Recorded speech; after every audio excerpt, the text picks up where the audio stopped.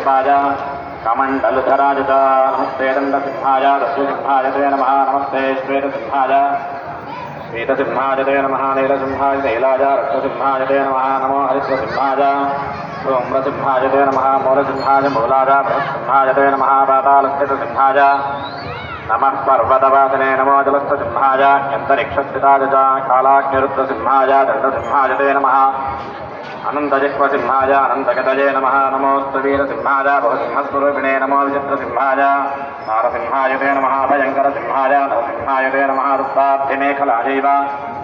सप्तसामस्वरूपिणे सप्तधातुस्वरूपाय सप्तच्छन्दोमयाय च सप्तलोकान्तरस्थाय सप्तस्वरमयाय च सप्ताद्यरूपदंष्ट्राय